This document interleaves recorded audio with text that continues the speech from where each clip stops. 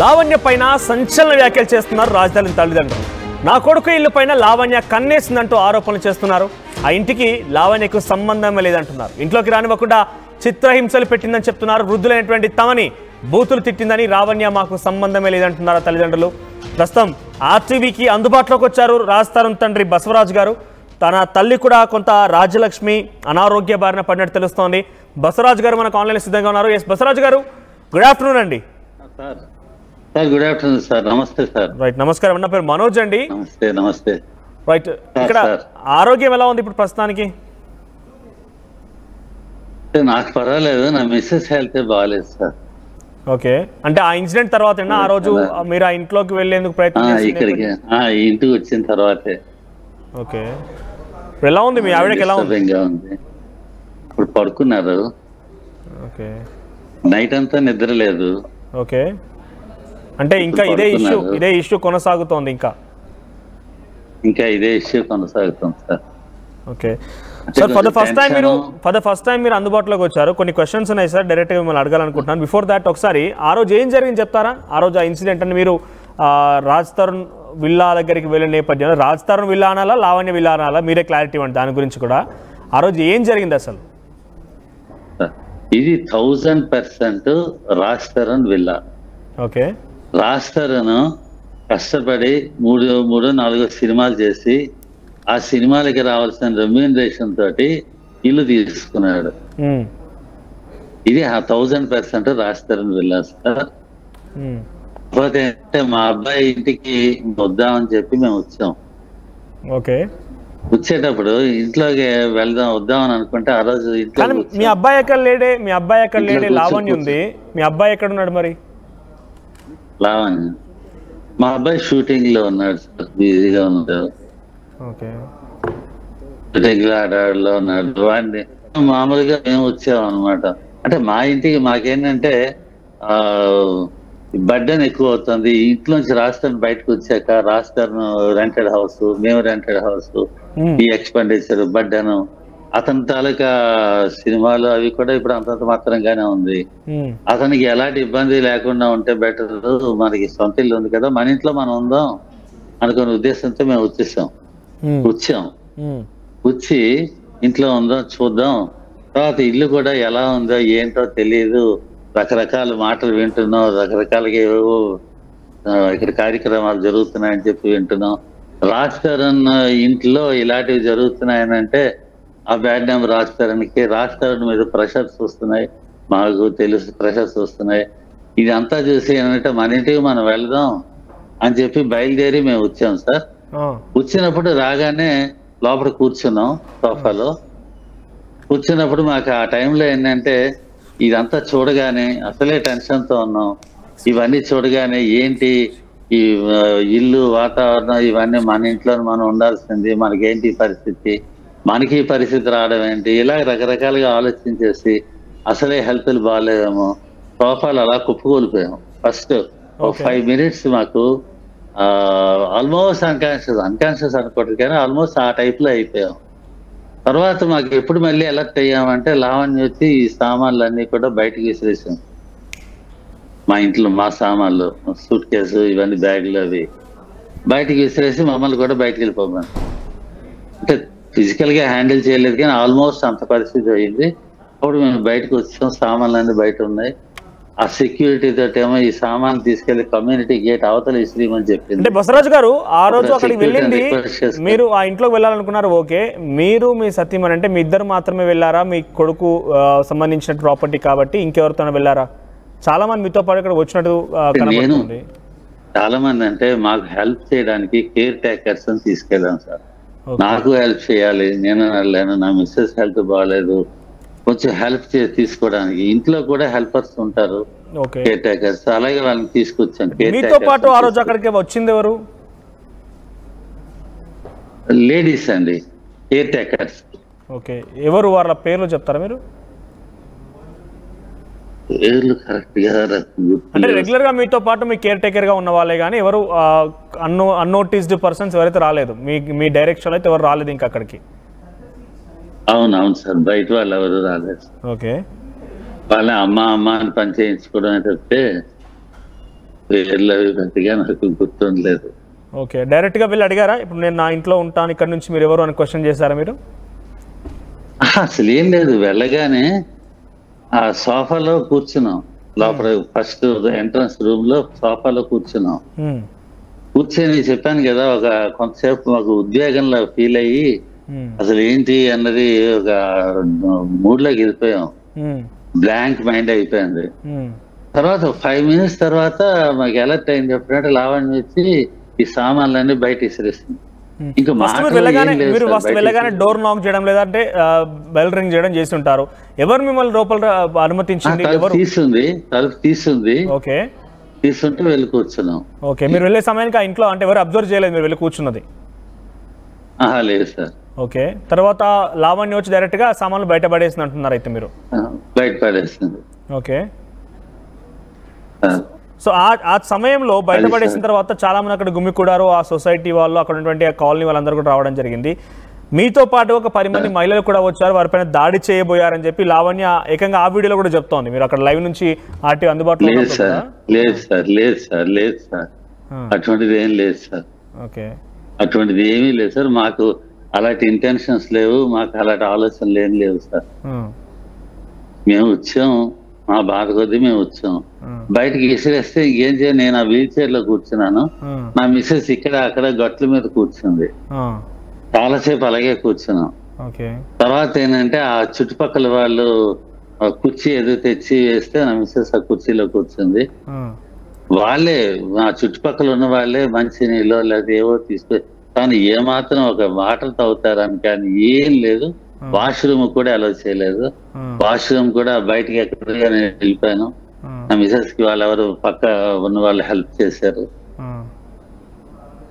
అది చాలా రాత్రి వరకు అక్కడే కూర్చున్నాను.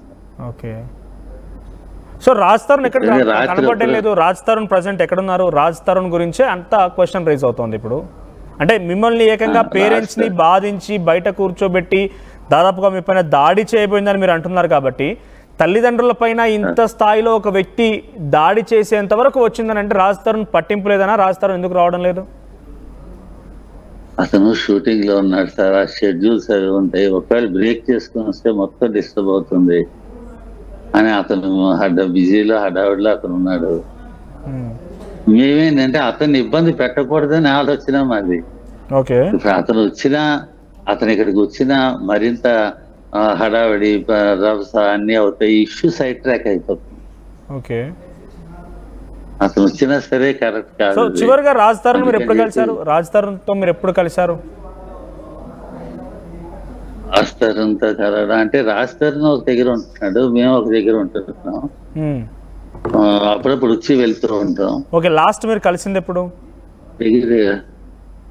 లాస్ట్ 6 weeks బ్యాక్ కలిసి ఉంటాం. 6 weeks back, 6 months back? 3 weeks back కలిసి ఉంటాం. 3 weeks బ్యాక్. సో అప్పుడు నేను వచ్చినప్పుడే అప్పటికే ఇట్లాంటి ఆరోపణలు ఉన్నాయి కాబట్టి అప్పుడే మీరు వెళ్ళిపోయి ఎస్ దిస్ ఇస్ ఈ ప్రాపర్టీ నాదని చెప్పి రాజ్ తరుణ్ లీగల్గా అయినా ఫైట్ చేయవచ్చు, ట్రెస్ పాసింగ్ జరిగిందని వాళ్ళపైన కేసు అయినా వేయవచ్చు, లేదంటే మిమ్మల్ని తీసుకెళ్ళి డైరెక్ట్గానే ఉండిపోవచ్చు. అంటే మీరు డైరెక్ట్గా ఇప్పుడు అంటే మీరు హెల్త్ ఇష్యూస్, నాకు ఈ కాలు ఫ్రాక్చర్ అయింది.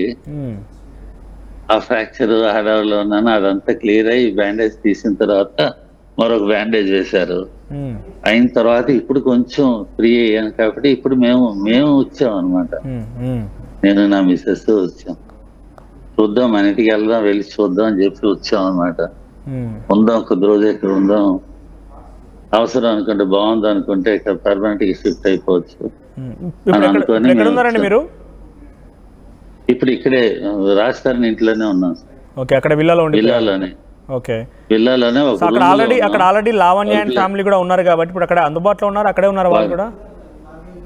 అంటే వాళ్ళు ఇక్కడే ఉన్నారు. మేమేంటంటే 5th floor లో ఒక రూమ్ లో ఉండి తలుపులు వేసుకొని కూర్చున్నాం. కేర్ టేకర్స్ ఉన్నారు, వాళ్ళు మాకు హెల్ప్ చేస్తున్నారు. తలుపులు వేసుకొని కూర్చున్నాం. టెన్షన్ గానే ఉంది, భయంగానే ఉంది. అంటే ఇప్పుడు మీరు లైవ్ ఇస్తుంది కూడా అక్కడ నుంచి లైవ్ లో ఉన్నారు మీరు? ఇక్కడ నుంచి, విల్లా నుంచి. సో డెఫినెట్ గా వాళ్ళు కూడా చూస్తూనే ఉంటారు లైవ్ ని. కాకపోతే కొన్ని క్వశ్చన్స్ ఉన్నాయి sir, if you don't mind నేను డైరెక్ట్ గా అడగాలనుకుంటాను మిమ్మల్ని. అసలు రాజ్ తరుణ్ కి లావణ్యకి పరిచయం ఎలా ఏర్పడింది, ఆ విషయం మీకు తెలుసా? అంటే పరిచయం ఎలా ఏర్పడింది అన్నది నాకు పూర్తి తెలియదు, కానీ వాళ్ళు రిలేషన్ లో ఉన్న తర్వాత ఒక 1 year తర్వాత మాకు తెలిసింది ఓకే. రిలేషన్ లో ఉన్నారు అని. అయితే రిలేషన్ లో ఉన్న టైంలోనే మేము ఇక్కడికి రావడం జరిగింది. ఇప్పుడు తను ఏవో వీడియోలు ఏవో చూపిస్తుంది, ఇవన్నీ ఆ రిలేషన్ లో ఉన్న టైంలోవే. ఓకే. అప్పట్లో ఏంటంటే వాళ్ళు మ్యారేజ్ చేసుకుంటారు అనే ఉద్దేశంలోనే మేము ఉన్నాం. ఓకే. ఎప్పటికైనా మ్యారేజ్ రిలేషన్ లో ఉన్నారు. ఆ తర్వాత 3 years పీరియడ్ తోటే అయిపోయింది సార్, వాళ్ళిద్దరి మధ్యనే రిలేషన్ కట్ అయిపోయింది. అంటే ఎప్పుడు సార్ రాజ్ తరుణ్కి ఇండస్ట్రీకి వచ్చి హిట్ రాకముందే వారి రిలేషన్షిప్ స్టార్ట్ అయిందా, హిట్ వచ్చిన తర్వాత అట్లా హిట్ ఇచ్చిన తర్వాత? ఓకే. ఏ సినిమా తర్వాత? ఇయ్యాల జంపాల తర్వాత. ఓకే. ఓకే. సో ఫస్ట్ అంటే ఎలా పరిచయం సార్? ఇలా పరిచయానికి సంబంధించి ఎప్పుడైనా చెప్తున్నారు రాజ్ తరుణ్ మీతో? వాళ్ళకి ఎలా పరిచయం అయింది ఏంటి అన్నది నాకు పెద్దగా ఐడియా లేదు సార్. పరిచయం అయిన తర్వాత వాళ్ళు రిలేషన్ లో ఉన్నారని తెలిసింది. ఓకే, ఉన్నారు కదా, అది అయిపోతుంది, రిలేషన్ లో ఉన్నారు, ఓకే అనుకున్నాం, ఊరుకున్నాం. మేము ఏదైనా పనులే కానీ వాళ్ళు హ్యాపీగా ఉంటే చాలు అనుకున్నాం. ఆ రిలేషన్ లో ఉన్న పీరియడ్ లోనే మేము వాళ్ళని కలవడం, వాళ్ళు మాట్లాడడం, ఈ పూజలు ఇవన్నీ కార్యక్రమాలన్నీ ఆ పీరియడ్ లోనే. ఓకే. దాని తర్వాత అందులో కూడా ఆవిడేంటంటే ఒకసారి ఏదో దీవిస్తున్నట్టుగా వచ్చింది, అది కట్ అండ్ పేస్ట్ అనమాట. వాళ్ళు రిలేషన్ లో ఉన్నప్పుడే వాళ్ళు పెళ్లి చేసుకుంటారు అన్న దీంట్లోనే ఉన్నాం మేము. రిలేషన్ లో ఉన్నారు, తర్వాత పెళ్లి చేసుకుంటారని. సో మీరు ప్రయోజకులు అయ్యి బాగా అభివృద్ధి చెంది పెళ్లి చేసుకొని పిల్లల్ని కనండి అన్న టైప్ లో ఇవిడ ఆశీర్వదిస్తే, ఆ పెళ్లి చేసుకుని అనేది కట్ చేసి పేస్ట్ చేస్తారు. ఓకే. కాబట్టి మాకేంటంటే అప్పట్లో లేదు, పెళ్లి జరగలేదు. ఓకే. అయితే ఇక్కడ గతంలో కూడా లావణ్య అన్ని మీడియా ఛానల్స్కి ఇచ్చిన ఇంటర్వ్యూలో కానివ్వండి, తను చెప్తున్న మాటల్లో అసలు రాజ్ తరుణ్ హైదరాబాద్కి రావడానికి, ఆయన సినిమాల్లో చేయడానికి, at the same time Raj Tarun పేరెంట్స్గా మీరు కూడా ఇక్కడికి రావడానికి, ఇక్కడ సెటిల్ అవ్వడానికి అన్నింటికీ తను సహకరించింది, తను కొంత ఫైనాన్షియల్గా తను కొంత హెల్ప్ చేసింది కాబట్టి రాజ్ తరుణ్ నిలదొక్కుకోగలిగాడు, మీరు కూడా ఇక్కడ ఉంటున్నారనే మాట మాట్లాడింది. రాజ్ తరుణ్కి ఆవిడ ఎలాంటి ఫైనాన్షియల్ హెల్ప్ జరగలేదు, చేయలేదు. ఆవిడ మహా చేసిన హెల్ప్ ఏంటంటే, అప్పట్లో ఒక స్టేజ్ లో మా సిచ్యువేషన్ బాగాలేదు, కొంచెం క్రిటికల్ గా ఉండేది. అదే టైంలో రాజ్ తరుణ్కి ఏంటంటే ఫుట్పాత్ మీద పడుకోవాల్సిన పరిస్థితి వచ్చినప్పుడు, అలాంటప్పుడు ఇల్లు లేనప్పుడు ఒక పీరియడ్ లో తను ఉంటున్న రూమ్ పక్కన ఒక రూమ్ ఉంటే ఆ రూమ్ తను చూపించింది, ఈ రూమ్ ఉంది, ఇందులో మీరు ఉండొచ్చు అని. ఆ రూమ్ లో చెప్పేది. అప్పుడప్పుడు మహా అయితే ఒక బీర్ ఇస్తే ఇచ్చి ఉండదు అప్పుడప్పుడు. అదే హెల్ప్ తప్పితే అంతకు మించి ఫైనాన్షియల్ హెల్ప్ చేసి తన్ని హీరో అవడానికి, గ్రో చేయడానికి హెల్ప్ చేయడం అస్సలు అవేమీ లేవు సార్. ఆ కృతజ్ఞతనే రాజ్ తరుణ్ ఒకసారి చెప్పాడు, నాకు మొదట్లో హెల్ప్ చేసింది అని చెప్పాడు. ఆ హెల్ప్ చేయడం అంటే కృతజ్ఞతగా ఉండడానికి ఆ రూమ్ చూపించడం, అప్పుడప్పుడు తనకు బీర్ ఇవ్వడం. బసవరాజు గారు, రాజ్ తరుణ్కి ఫుట్పాత్ పైన పడుకునేంతటువంటి దీనస్థితి వచ్చిందా? అటువంటి సమయంలో లావణ్య ఆదుకుందంటే డెఫినెట్ గా హెల్ప్ కిందకే వస్తుంది. ఆ సిచ్యువేషన్ ఎప్పుడు అంటే అది నాకు కరెక్ట్ గా డేట్లు అవి గుర్తులేవు సార్. ఆ పీరియడే నాకు తలుచుకుంటే బాధ అనిపించేస్తుంది. నాకు ఆ ఏ టైము అన్నది నాకు గుర్తులేదు, కానీ ఏదో ఒక టైంలో మాత్రం ఆ పర్టికులర్ పీరియడ్ లో తన రూమ్ చూపించడం మాత్రం వాస్తవం. ఇగో మా రూమ్ పక్కనే ఒక రూమ్ ఉంది, ఆ రూమ్ లో నువ్వు ఉండొచ్చు అని చెప్పి చూపించడం మాత్రం వాస్తవం. అదే హెల్ప్ సార్. ఆ కృతజ్ఞతని అదే కృతజ్ఞతగా మనసులో పెట్టుకొని రాజ్ తరుణ్ ఫీల్ అయ్యాడు. అంతే తప్పితే తనేమి రాజ్ తరుణ్కి ఏం ఫైనాన్షియల్ హెల్ప్ కానీ ఏ హెల్ప్ లేదు, మాకు ఏ హెల్ప్ కాదు. మాకు అసలు ఫైనాన్షియల్ హెల్ప్ అటు నుంచి వచ్చుంటే అప్పుడు మేము హ్యాపీగా రాయల్గా ఉండేవాళ్ళం. ఏదో వైజాగ్ లో బితికి మూలు ఉండేవాళ్ళం. ఇటు నుంచి ఇటు హెల్ప్ లేకుండా, ఏమి లేకుండా ఇక్కడ రావడానికి కూడా అవకాశం ఉండేది కాదు మాకు. ఈ సంవత్సరానికో 2 సంవత్సరాలకో ఒకసారి వచ్చి రాష్ట్రంతో మాట్లాడే అవకాశం కూడా ఉండేది కాదు. వాడు మొహం చూసుకొని 3 రోజులు ఉందాం అనుకున్నాను, 2 రోజులకే బయలుదేరి వెళ్ళిపోయేవాళ్ళు. అంత ఆర్డ్ సిచ్యువేషన్స్, పరిస్థితులు ఉండేవి. అదే రాజ్ తరుణ్ ఇక్కడ ఉండేది ఇండస్ట్రీలో కూడా నిలదొక్కున్నాడన్నా, పరిచయాలు అయ్యాయన్నా, కొంత తన సహకారం కూడా ఉంది అని లావణ్య చెప్తోంది. ఏమి లేదండి, ఏమి లేదు. రాజ్ తరుణ్ ఇండస్ట్రీకి రావడానికి కారణం ఉయ్యాల జంపాల నా ప్రొడ్యూసర్స్ నాగార్జున, సురేష్ బాబు గారు, అలాగే రామ్మోహన్ గారు. రామ్మోహన్ గారు ఇతను షార్ట్ ఫిల్మ్ చూసి ఇతన్ని పిలిచారు. ఆ సినిమా ఉయ్యాల జంప సినిమాకి నాగార్జున గారు, సురేష్ బాబు గారు ప్రొడ్యూసర్స్, రామ్మోహన్ గారు కూడా వన్ ఆఫ్ ది ప్రొడ్యూసర్. ఆయన ఇతని తలకు షార్ట్ ఫిల్మ్ చేసి నువ్వు హైదరాబాద్ రా అని ఇతను పిలిచి అతను వాళ్ళు అవకాశం ఇచ్చారు. ఒక స్టేజ్ లో వాడు ఇబ్బందుల్లో ఉన్నాడని తెలిసి వాడికి రెసిడెన్స్ కూడా తర్వాత తెలుసుకొని వాడు ఇబ్బందులు పడుతున్నాడని ఆ రెసిడెన్స్ అది ప్రొవైడ్ చేసి ఉంచుకొని అలాగా వాళ్ళకి సినిమా కంప్లీట్ చేశారు. ఇదంతా చేసేది వాళ్ళు తప్పితే ఈవిడేమి ఆ రకంగా హెల్ప్ చేయలేదండి. వీడు చెప్పుకుంటుంది కానీ సినిమాలో ఆఫర్లు రావడానికి కానీ సక్సెస్ కానీ దేనికి వీడికి సంబంధం లేదు. అంతా అతను స్వయం కృషి. ఆ నాగార్జున గారు, సురేష్ బాబు గారు, రామ్మోహన్ గారు వాళ్ళ భిక్ష, వాళ్ళ దయ వాళ్ళు వచ్చారు తప్పితే ఇంకేమీ లేదు. తన ప్రమేయం ఏం కాదు. రైట్. లావణ్య ఏం చెప్తుందనంటే మేము 14 ఏళ్ళు కలిసే ఉన్నాము, పెళ్లి కూడా చేసుకున్నానని చెప్పింది, కానీ ఇక్కడ ఆధారాలు చూపించలేకపోయింది. సో పెళ్లి కూడా చేసుకున్నాము, నాకు అబార్షన్ కూడా చేయించాడు అని చెప్తోంది. సో మీకు తెలిసి వారు ఎంతకాలంగా ఈ రిలేషన్షిప్లో ఉన్నారు, కలిసి ఎన్ని రోజులుగా వాళ్ళు జీవించారు? వాళ్ళు కలిసి 3 సంవత్సరాల కంటే లేదు సార్. 3 సంవత్సరాల తర్వాత తన యాక్టివిటీస్, ఈ abnormal activities, odd activities start అయిపోయాయి. తను ఎవరితో ఏదో మూవ్ అయిపోతుంది. ఆ తర్వాత ఏంటంటే ఇద్దరి మధ్య రిలేషన్ కట్ అయిపోయింది. ఒక దగ్గర ఒక ఇంట్లో, అంటే ఇదేంటంటే villa sir, triplex villa. Triplex villa. ఈ విల్లాలో ఒక పై పోర్షన్ పైన టాప్ లో రాజ్ ఉండేవాడు, ఆ కింద ఈవిడ ఉండేది. ఈవిడ యాక్టివిటీస్ ఈవిడ చేసుకుంటుండేది. ఈవిడ హడావిడలు, ఈవిడ కార్యక్రమాలు ఇవన్నీ నేను ఇంకా ఎక్కువ నేను చెప్పకూడదు, జరుగుతూ ఉండేవి. ఇతను పైన ఉండేవాడు.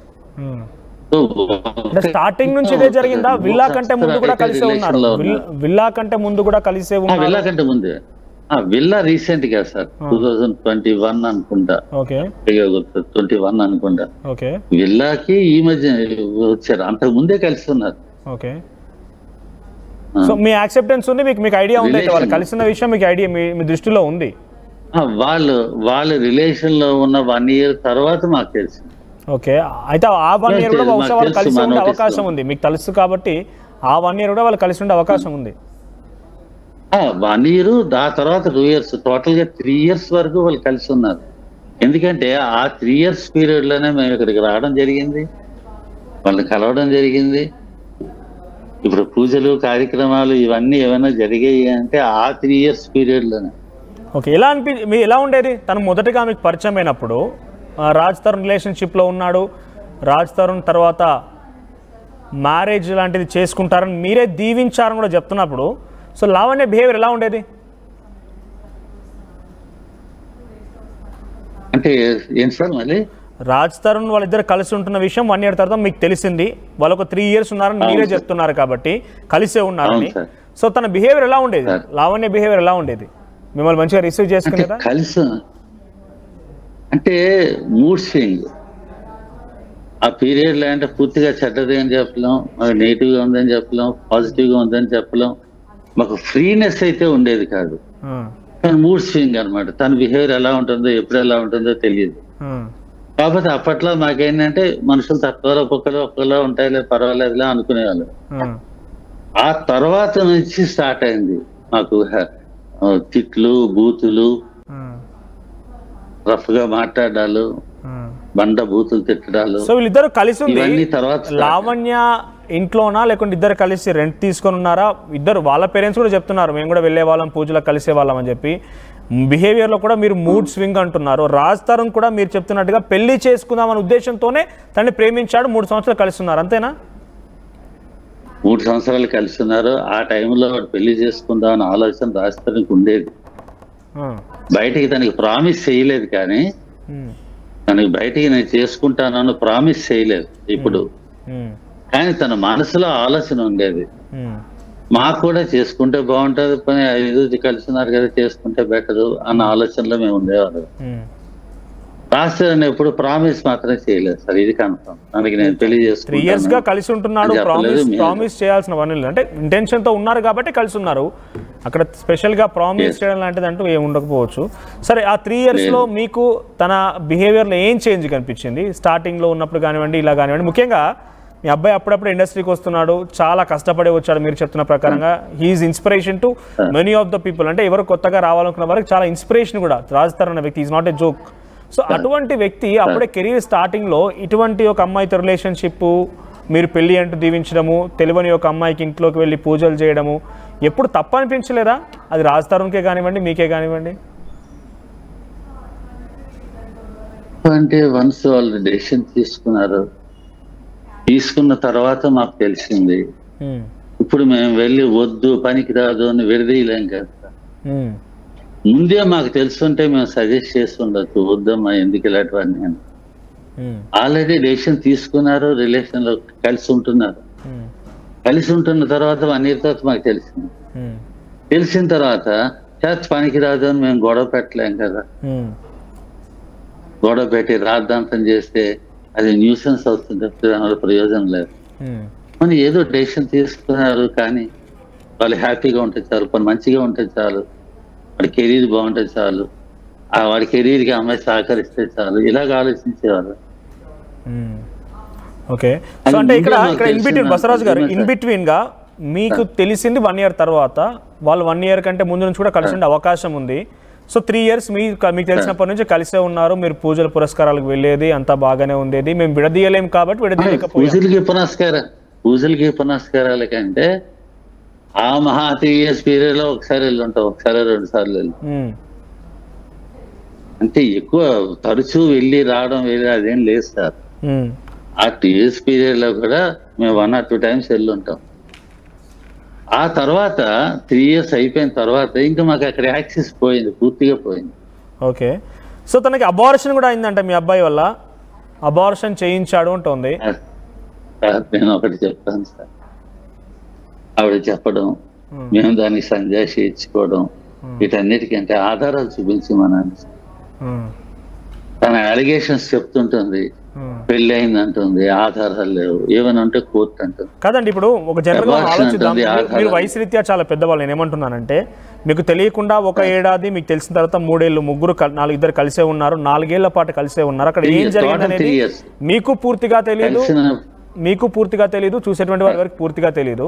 కనీసం కన్న కొడుకుగా మీకైనా రాజ్ తరుణ్ కొన్ని విషయాలు చెప్పే ఉంటాడు కదా, ఆ విషయాల నుంచి నేను అడుగుతున్నాను. ఈ 4 ఏళ్ల పాటుగా తనకు ఏ ఉద్దేశం లేకపోతే రాజ్ తరుణ్ 3 years సరే 3 years గా ఏ ఉద్దేశం లేకపోతే రాజ్ తరుణ్ తనతో ఎందుకు కలిసి ఉన్నట్టు? తను చెప్పేటువంటి మాటల్లో ఇప్పుడు అబార్షన్ తాలూకు ప్రూఫ్స్ కావాలంటే డెఫినెట్గా అప్పుడే బయటపడేవాడు, బయట పెడితే చాలా ఇష్యూస్ అయ్యేదేమో. చాలా వరకు రాజ్ తరుణ్కి ఏ ఇబ్బంది కలగకూడదని నేను గోప్యంగా ఉంచానని చెప్పి ఇప్పుడు చెప్తుంది ఆమె. సో కొన్ని సందర్భాల్లో మనం నిజంగా ఈ టైం పీరియడ్ చూసినా, కలిసి ఉన్నారనే విధానం చూసినా, పెళ్లి చేసుకోవాలని ఆలోచన చూసినా కూడా నిజమేమో అనిపిస్తోంది. అది కాదనడానికి మీరు ఏమైనా క్లారిటీ ఇస్తారా?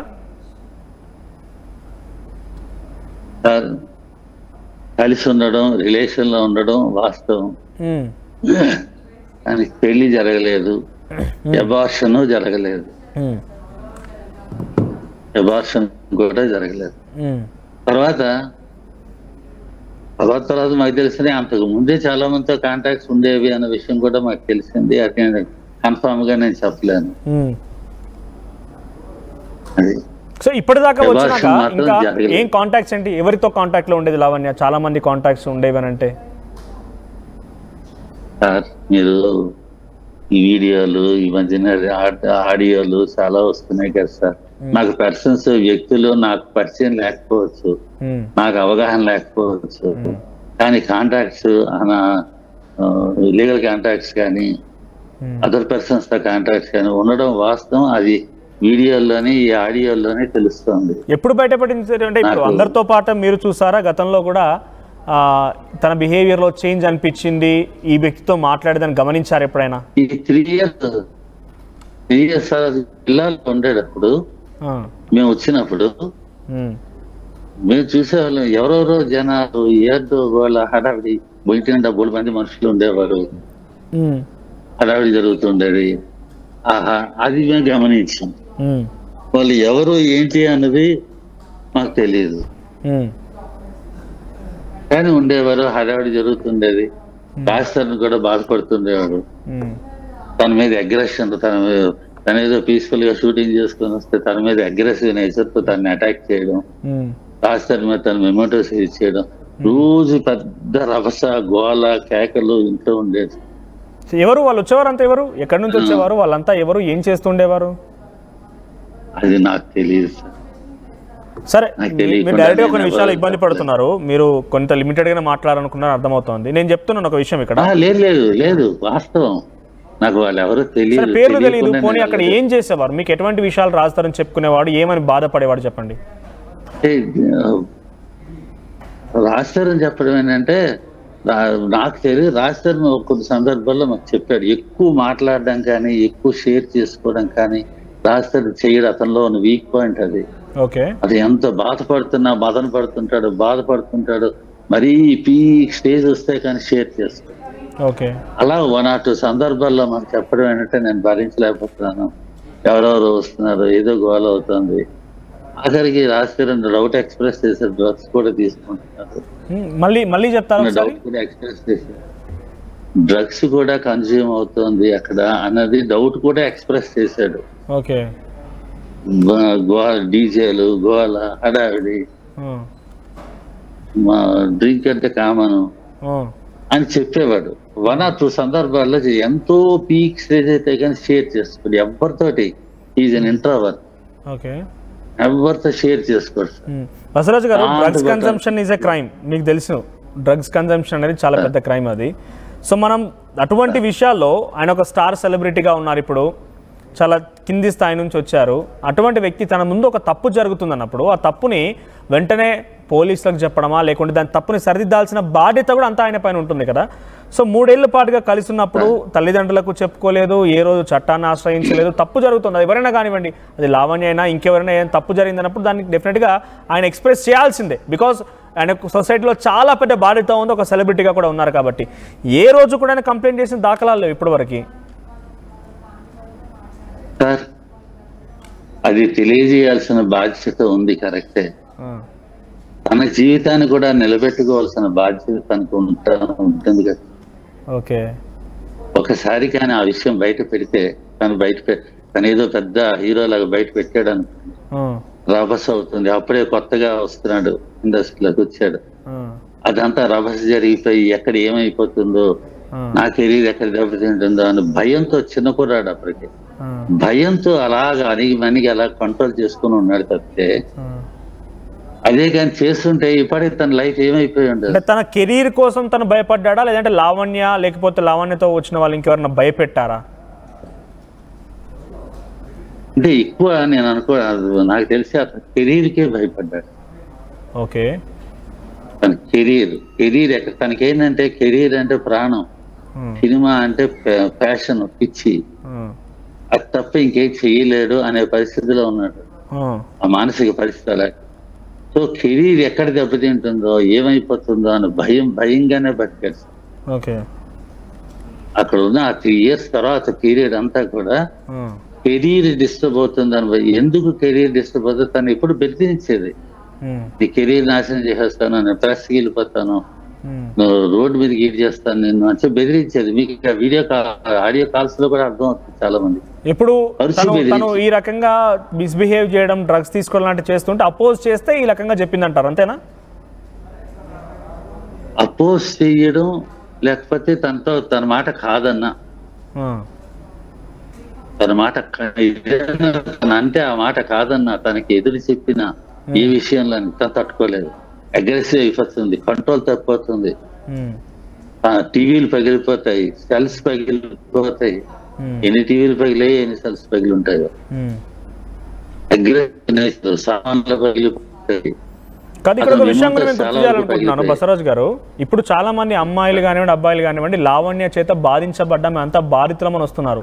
కావాలని మాకు డ్రగ్స్ అలవాటు చేసిందని, మమ్మల్ని న్యూడ్గా ఫోటోలు తీస్తుందని రకరకాల ఆరోపణలు ఏదేదో వస్తూనే ఉన్నాయి.